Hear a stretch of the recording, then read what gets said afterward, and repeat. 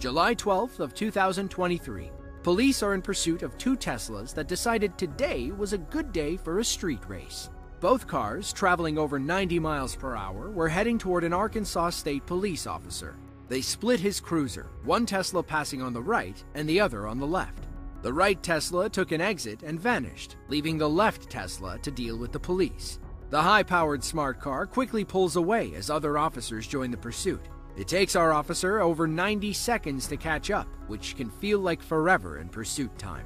Up ahead, his fellow officer has stopped traffic in the left two lanes, forcing the Tesla right over police spike strips.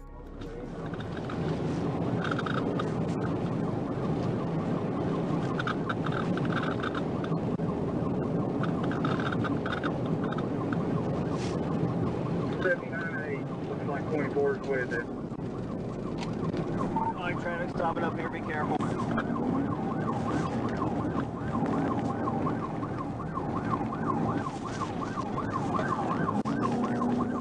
Looks like they parked it. Now you might be asking, why doesn't it stop the car right away? Police spike strips are designed to prevent blowouts. In most cases, the spikes are hollow, detachable pieces of metal. They get stuck in the suspect's tire, allowing air to release over time. According to one manufacturer, deflation takes between 12 and 20 seconds. But that doesn't mean the pursuit ends in 20 seconds. This Tesla proves that pretty quickly. He keeps running, even with 4 spiked tires. It does, however, keep him from hitting top speed, which allows our officer to go in for a pit maneuver.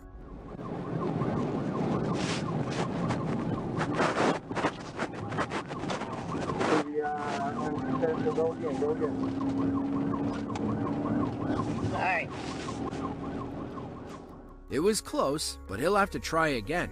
He gets into position further up, but aborts the pit when other cars get too close. Trying it there would have been incredibly reckless and could have gotten somebody hurt. Thankfully, another opportunity was about to present itself.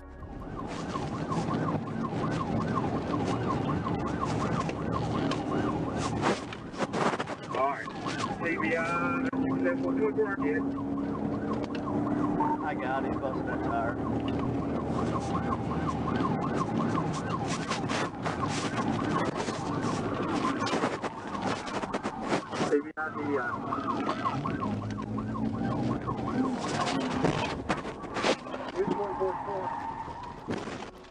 Now let's see what that looked like from the trailing officer's perspective. You got it.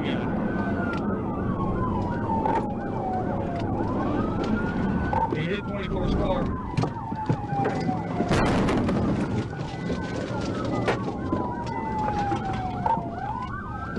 I rammed him.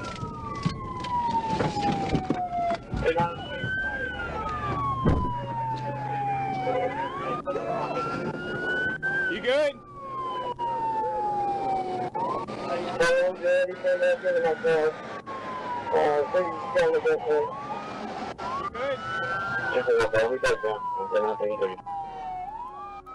You can see where the Tesla lost its back right tire. Had the rubber stayed on, he might have recovered and kept driving. He wouldn't have lasted much longer, though, not on 4 flats. Police took both suspects into custody without incident. The driver had paid his cousin $500 to rent the Tesla for him. They were heading to Dallas for his birthday, but now they'll be spending it behind bars. He was charged with reckless driving, aggravated assault, and unauthorized use of a vehicle. There's a reason they don't let people under 25 rent cars. It's because they do stupid stuff like this. Besides pit maneuvers and spike strips, police have one more tool in their arsenal that's made catching criminals even easier. It is simply called the grappler. It's safer than a pit and more reliable than spikes. Police in Hollywood, California used one on December 26th of 2023 to catch a pair of teenage carjackers in a stolen Camaro. Apparently, they hadn't gotten the one they asked for that Christmas. Heading out, Emma.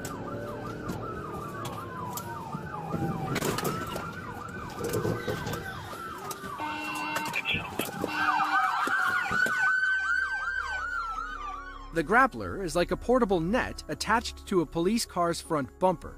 The netting is a high-strength yellow tether. All the cop has to do is ram the net under the suspect's back tire. It gets caught in the tether, connecting the suspect's car and the cruiser. From there, it's like reeling in a fish. On September 22nd of 2022, police in Arizona used the grappler to save an innocent woman from her disgruntled attacker. As the story goes, 39-year-old Amy got drunk and thought she was driving behind her ex-husband. We assume there's bad blood between them because she started ramming the back of his car. Only this wasn't her ex. It was an innocent lady who had no idea what was happening.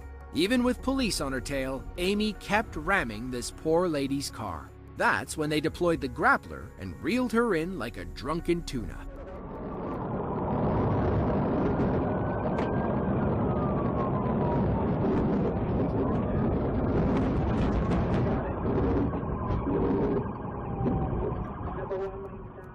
Amy was arrested for aggravated assault and booked on $100,000 bond. Thankfully, the woman she kept ramming didn't suffer any injuries, even though Amy was allegedly going over 100 miles per hour. Maybe next time she'll just try marriage counseling. Jõgeva County is one of 15 states that make up the country of Estonia. It's relatively new in the grand scheme of things, having only been incorporated in January of 1990. It's home to about 28,000 people and one intoxicated man who met the wrong end of police spike strips. It was May 1st, just after 7 p.m. Local police were called about a man who had gotten drunk and decided to go for a drive. His reckless joyride quickly turned into a high-speed pursuit through the county. He sealed his fate after turning down a narrow 2-lane road. Police were waiting with spike strips ready to deploy. They watch as the car approaches. Once he's about to pass them, the officer throws out the spike strip. It was the perfect shot. The spike strips hit the suspect's tire, forcing him to pull over shortly after. His tires look more like deflating balloons. It's unclear what became of the driver and how long he'd been running from police. We can assume they'd been chasing him for a while. It's not like cops automatically resort to spike strips when the chase begins. The spike strips come in many shapes and sizes. They'll typically feature a collection of 1 to 3-inch metal teeth pointed straight up. Police use portable ones that they can quickly throw across the road like this. Ideally, they can pull them back without hitting any innocent drivers. In all, these Estonian officers did a pretty good job. On August 16th of 2020, police in Daytona Beach, Florida, pulled 24-year-old Kevin Morales over for speeding. But Kevin wasn't sticking around for a ticket. He hit the gas, leading police on a high-speed chase down I-4. A helicopter kept an eye on Kevin while officers got into position with spike strips. Thanks to this skillful pilot, police kept up with his blue Honda hatchback and eventually got this speed demon off the road. It did take a few tries, though. Yep, next car coming to you, outside lane. We got him.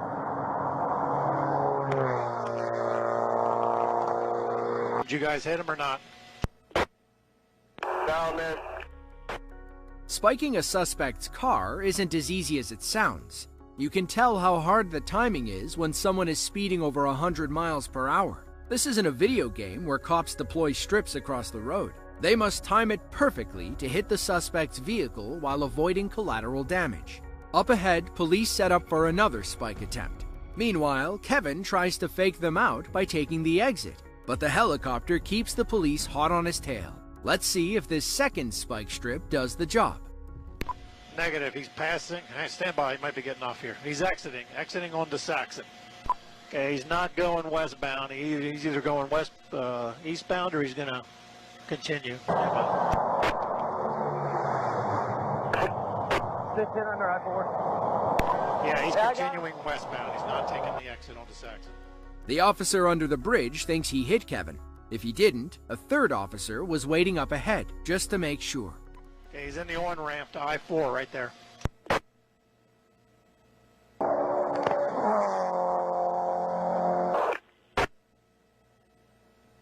Good job.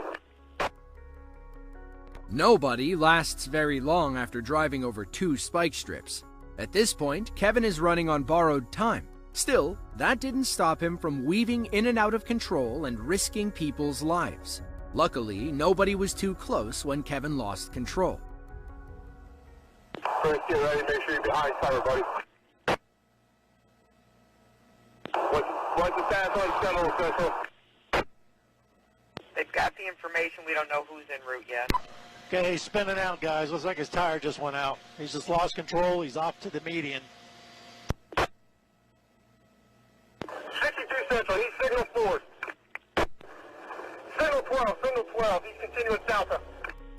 They almost got him, but the chase was back on. Moments later, though, Kevin put his car in the swamp. It appears to have it under control mostly. It got a slight weave in it, but he's still center lane westbound. Looks like normal speed almost. All right, he's off. He's off again, spinning. He's off. He's in the water. In the water, right-hand side.